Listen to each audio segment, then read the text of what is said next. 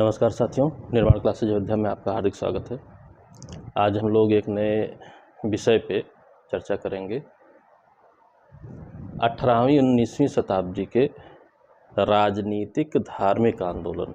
ठीक है, पहली चीज़, एक कन्फ्यूजन रहता है, जो धर्म सुधार आंदोलन है, सामाजिक सुधार आंदोलन है, ये एक अलग विषय है।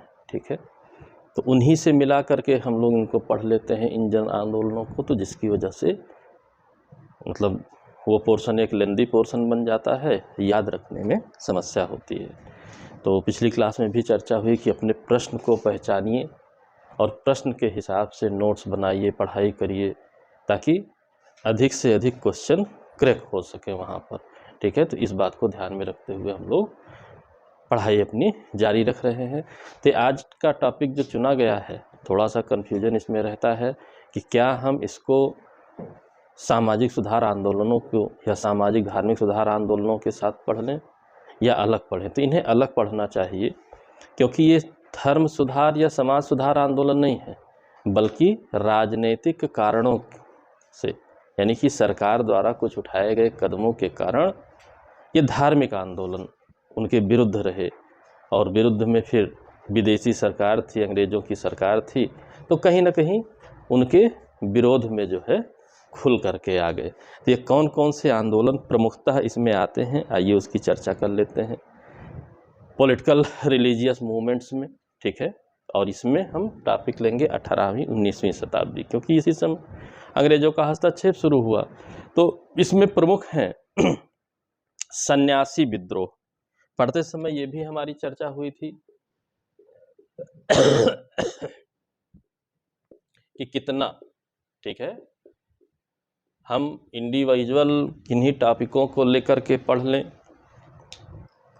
जैसे सन्यासी विद्रोह को ही एक वीडियो के माध्यम से पढ़ लें, ये अलग कहानी होगी, लेकिन प्रश्न के अकॉर्डिंग सेट करके पढ़ना ये एक अलग विषय हो जाता है कि न्यूनतम इतिहास और एक कहानी भी हम जाने कि चेन हमारी न टूटने पाए, और साथ ही जो ईयर से रिलेटेड क्रम लगाने के प्रश्न होते हैं, ठीक है, कौन मुखिया रहा है, इनसे संबंधित जो भी प्रश्न हैं वो भी हमारे गड़बड़ ना होने पाए।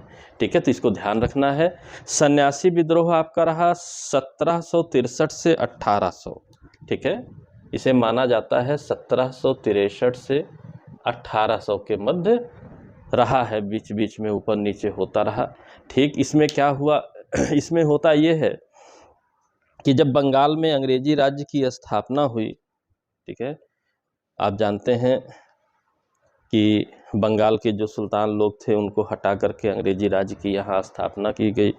बंगाल से ही मुख्य रूप से अंग्रेज़ों का शुरुआत है भारत पे कब्जा करने का, भारत को उपनिवेश बनाने का। तो उसी समय बहुत कुछ तीर्थ स्थानों पर आने जाने, इनसे संबंधित जो रिचुअल क्रियाकलाप थे उन पर प्रतिबंध लगा दिया गया। उसी के विरुद्ध यह आंदोलन शुरू होता है, और ये धर्म के माध्यम से शुरू होता है, लेकिन अंग्रेज़ों के विरुद्ध होने वाले प्रमुख आंदोलनों में से एक बन जाता है। ठीक है, इसी दौरान क्या हुआ, अब पता चला कि आप प्रतिबंध भी लगा रहे हो तीर्थ यात्रा पर, टैक्स भी लगा रहे हो तीर्थ यात्रा पर, वहीं अकाल पड़ा है, लगान भी आप बढ़ा रहे हो, कुछ रिलैक्स नहीं दे रहे हैं, लूट पर लूट मची हुई है। उसी के विरुद्ध कुछ मठ थे, उनके जो है द्वारा यहाँ पर शुरू किया गया। और ठीक है, इसकी चर्चा कहाँ होती है, इस बात को आपको ध्यान देना है, और प्रमुख नेता कौन कौन थे उसके बारे में आपको सन्यासी विद्रोह में ध्यान देना है। ठीक है, तो जो अभी एक और आंदोलन पढ़ेंगे तो उसके कुछ नेता और इसके मिल जाएंगे, वहीं बंगाल से ही रिलेटेड आंदोलन है।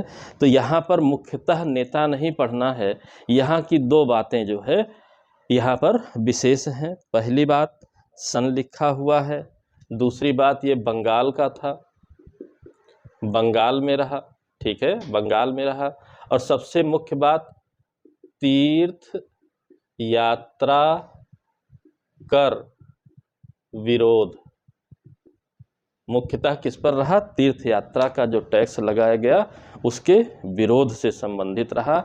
इतनी बात आपको जाननी है। फिर आपको जानना है इसी पर आधारित एक आपका आनंद मठ नाम का उपन्यास है, ठीक है, बंकिम चंद्र चटर्जी, ठीक है, बंकिम चंद्र चटर्जी जी का आनंद मठ उपन्यास है और ये आप जानते हैं सैकड़ों बार पूछा गया है, तो ये आपको याद रखना जरूरी है। बंकिम चंद्र चटर्जी जी का आनंद मठ, और यहीं से लिया गया आपका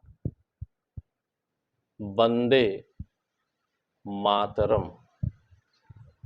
ठीक, अब आप समझिए क्यों इंपॉर्टेंट है। अगर इसको हम सोशल रिलीजियस रिफॉर्म में चले जाएंगे तो ये कंफ्यूजन क्रिएट करेगा। फिर दूसरा रहा फकीर विद्रोह, ये सन्यासी थे तो दूसरे रहे फकीर विद्रोह, ठीक है, सन्यासियों का भी हुआ तो फकीरों का भी हुआ 1776-77 में, 1776-77 में ये फकीर विद्रोह हुआ। और फकीर विद्रोह कहाँ का था? फकीर विद्रोह भी बंगाल से ही जुड़ा हुआ था।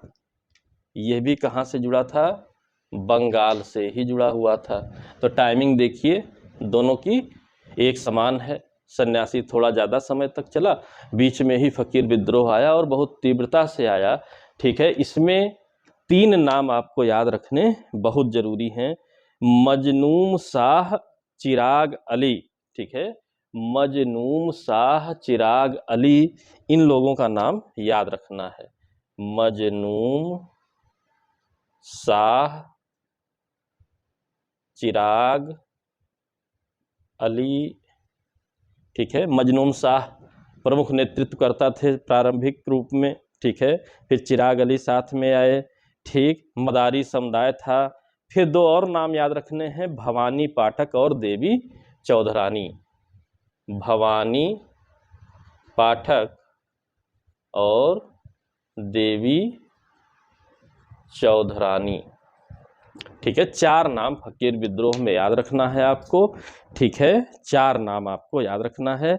इसी दौरान हिंदू मुस्लिम जब एक, जैसे ये हिंदू नाम हो गए, ये मुस्लिम नाम हो गए, तो मिलजुल कर एक 76-77 में बहुत सशक्त सन्यासी और फकीर विद्रोह की स्थिति रहती है, यह बात ध्यान रखे रहिएगा।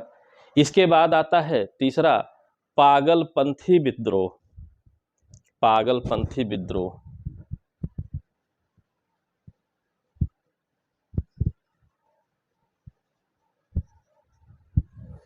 ठीक है, पागलपंथी विद्रोह आपका है 1813 से 1831, ठीक, पागलपंथी विद्रोह, ठीक है। तो यहाँ पागलपंथी गारो जनजाति, ठीक है, के द्वारा ये लाया गया, ठीक। अब इसके नेता कौन थे? ठीक है, टीपू थे, टीपू मीर, इसके नेता थे टीपू मीर, ठीक, नागा थे ये, टीपू मीर नागा थे, ठीक, सॉरी गारो, नागा नहीं, गारो, गारो थे, गारो जनजाति से संबंधित है, नागा निकल गया, गारो। तो गारो खासी जयंतिया की पहाड़ियाँ आप जानते हैं मेघालय में हैं, वहीं पर हैं, तो बंगाल से ही जुड़ा हुआ ये भी है, ये बात याद रखिएगा, टीपू मीर। इसके बाद फरैजी विद्रोह रहा बांग्लादेश में 1818 में, फरैजी विद्रोह 1818, जो कि वर्तमान के बांग्लादेश में है। जिस स्थान पर यह विद्रोह हुआ वर्तमान में बांग्लादेश में है, इस बात को ध्यान रखे रहिएगा, ठीक। तो ये मान लीजिए कि जो है यहाँ पर दादू मियाँ थे, ठीक है, और जमींदारों का जो अत्याचार था उसके विरुद्ध, तो दादू मियाँ का नाम याद रखे रहिएगा, दादू मियाँ इस आंदोलन से जुड़े हुए थे। फरैजी के बाद बहावी आंदोलन हुआ। ये बड़ा लंबा आंदोलन रहा, बहावी आंदोलन, ठीक है। यह 1820 से 70 तक रहा, लंबा रहा, ठीक है। ये अरब देश का था, मुख्यतः क्या था, अरब देश, यानी कि पश्चिम में हुआ था, ठीक। मोहम्मद बिन अबल ए बाहिर द्वारा आरंभ किया गया था, धार्मिक था, ठीक है, धार्मिक था।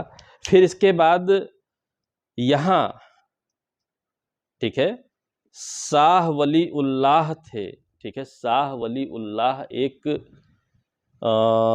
मुस्लिम समाज सुधारक थे, संत थे, ठीक है। इन्होंने चिंता व्यक्त की। तो यहाँ पर कौन कौन जुड़ा, यह बात जानना है, ठीक है। तो अब्दुल वहाब तो जो है अरब में थे, ठीक, उन्हीं के नाम पर पड़ा अब्दुल वहाब, ठीक। यहाँ अब्दुल वहाब, लेकिन इन इंडिया, भारत में प्रमुख नेता कौन थे, सैयद अहमद बरेलवी, ठीक है। इंडिया में सैयद अहमद बरेलवी यह प्रमुख नेतृत्वकर्ता बने, ठीक है, और पुनरुद्धार के रूप में आंदोलन चलाया, ठीक। अब्दुल वहाब से जो है हज के दौरान मुलाकात हुई, अंग्रेज़ों से युद्ध भी हुआ, जीते भी, ठीक है। पटना में भी गया, हैदराबाद में भी गया, मद्रास में भी गया, बहुत लंबा रहा, ठीक है। और ब्रिटिश साम्राज्य को उखाड़ कर फेंकना और मुस्लिम राज्य की अंततः स्थापना करना इसका एक उद्देश्य था, लेकिन था अंग्रेजों के विरुद्ध, इसलिए आपको पढ़ना पड़ता है, ठीक है। कूका आंदोलन 1840 का है, कूका आंदोलन 1840 का है, ठीक। ये आपका पंजाब में रहा, ठीक है। अब देखिए, ये तीन आपके बंगाल के आसपास के, और ये भी चौथा भी मान लीजिए। फिर ये पूरे भारत में लगभग था बहावी आंदोलन, अरब देश से आकर। कूका पंजाब से संबंधित था, ठीक है, इस बात को ध्यान रखे रहिएगा। भगत जवाहर मल, इसके प्रमुख नेता कौन थे, भगत जवाहर मल इसके प्रमुख नेता थे, इनका नाम याद रखना है आपको, ठीक। इनके शिष्य थे बालक सिंह, इनके शिष्य कौन थे, बालक सिंह। और इन बालक सिंह के शिष्य भी एक थे जिनका नाम था राम सिंह कूका, राम सिंह कूका, ठीक है। तो यहाँ तीन नाम है, भगत जवाहर मल, बालक सिंह, राम सिंह कूका, ठीक है। तो राम सिंह कूका को गुरु गोविंद सिंह जी का जो है अवतार माना जाता था, और बहुत तेजी से जो है इनको, मतलब इनके नेतृत्व में ये आंदोलन आगे चलता है। अंग्रेज बहुत ही दमनकारी रवैया अपनाते हैं, बहुत से लोगों को पकड़कर तोप में बांधकर उड़ा देते हैं, और राम सिंह को रंगून की जेल भेज दिया जाता है निर्वासित करके, जहां पर इनकी मृत्यु हो जाती है, ठीक है, याद रखे रहिएगा।